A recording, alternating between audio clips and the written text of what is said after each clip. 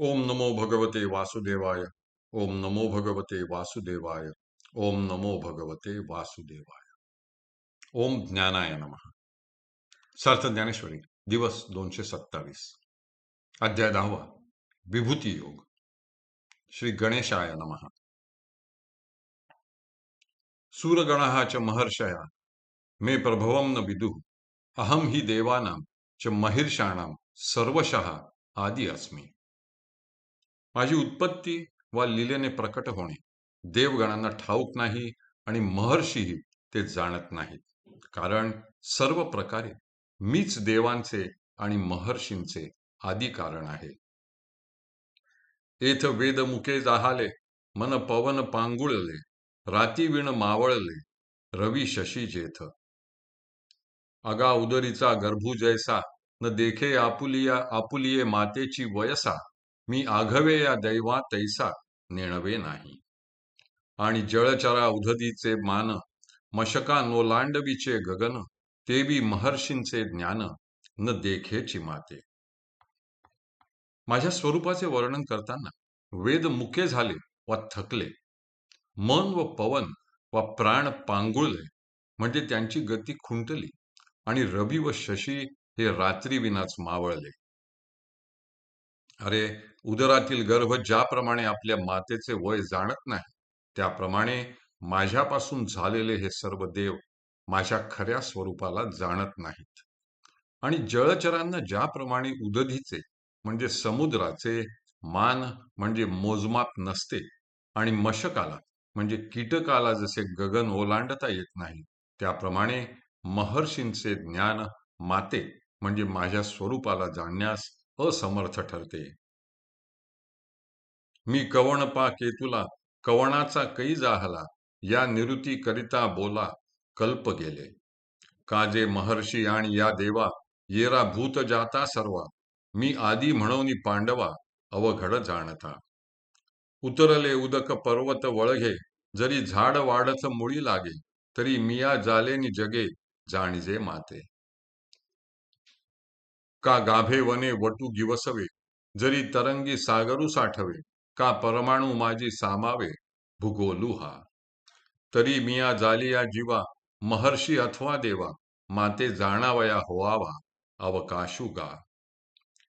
मी कवण म्हणजे कोण आहे, मी पा केतुला म्हणजे माझा विस्तार केवढा आहे, मी कोणापासून व कै म्हणजे केव्हा उत्पन्न झालो आहे याविषयी निरुती म्हणजे निश्चयाने सांगण्याकरिता कित्येक कल्प वा युगे निघून गेली आहेत।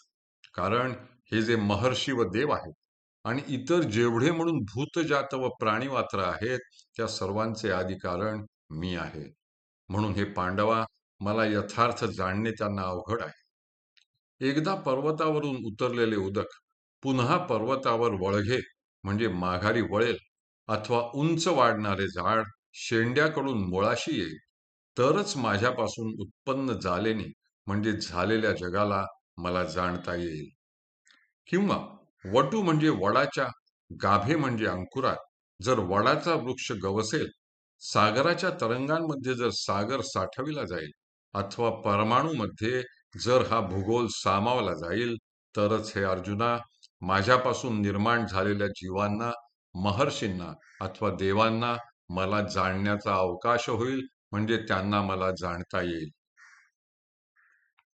यहाँ माम अजम अनादिम च लोक महेश्वरम वेत्ती सहा मर्त्येषु असंबुढा भूत्वा सर्व पापैहि परमुच्यते प्रमुच्यते। मी वास्तविक अज म्हणजे उत्पन्न न होणारा व जन्मरहित आहे, अनादि आहे आणि सर्व लोकांचा महेश्वर वा अधिपती आहे, असे जो तत्वतः जाणतो तो ह्या मर्त्य लोकांमध्ये सर्वज्ञ होऊन सर्व पापकर्मांपासून मुक्त होतो। ऐसा ही जरी विपाये सांडुनी पुढिले पुढिले पाये सर्वेंद्रियासी होये पाठी मोरा जो। प्रवर्तला ही वेगी बहुडे देह सांडुनी मागलीकडे महाभूतांची या चढे माथयावरी। तेथ राहोनी ठाय ठिके स्वप्रकाशे चोखे अजत्व माझे देखे आपुलिया डोळा। मी आदिसी परू सकळ लोक महेश्वरू ऐसिया माते जो नरू या परी जाणे. तो पाषाणा माझी परिसू, जैसा रसा आतू सिद्ध रसू, तैसा मनुष्य आतू तो अंशू माझाची जाण. असा मी जरी कोणत्याही उपायाने जाणून घेण्यास कठीण आहे, तरी सहज जो कोणी पुढले पाय म्हणजे देहादी अनात्म तत्वांकडे धावणारी बहिर्मुख वृत्ती टाकून सर्व इंद्रियांना पाठमोरा होतो, म्हणजे त्यांना अंतर्मुख करून आपल्या स्वाधीन करतो. त्याची वृत्ती कदाचित बहिर्मुख झाली, तर तो देहात्म बुद्धीचा प्रयत्नपूर्वक त्याग करून वेगाने बहुडे म्हणजे बुद्धीला तेथून माघारी आणतो आणि पंचभूतांच्या माथ्यावर चढतो, म्हणजे त्यांचा निराश करतो. मग ठाय ठिके म्हणजे त्या ठिकाणी बुद्धी स्थिर करून चोखे म्हणजे स्वच्छ आत्मप्रकाशाच्या योगाने माझे अजत्व वा जन्मराहित्य आपल्या डोळ्यांनी प्रत्यक्ष पाहतो. मी आदिसी परू म्हणजे आरंभाच्या पलीकडील अनादी आहे, व सकळ लोकांचा महेश्वर आहे. अशा मला जो पुरुष याप्रमाणे जाणतो, तो पाषाणांमध्ये परिस जसा श्रेष्ठ असतो किंवा सर्व रसांमध्ये अमृत जसे श्रेष्ठ असते, त्याप्रमाणे तो पुरुष मनुष्याच्या अंतर्यामी असलेला माझा अंश आहे असे समज. हरिः ओम, हरिः ओम, हरिः ओम. हरये नमः, हरये नमः, हरये नमः.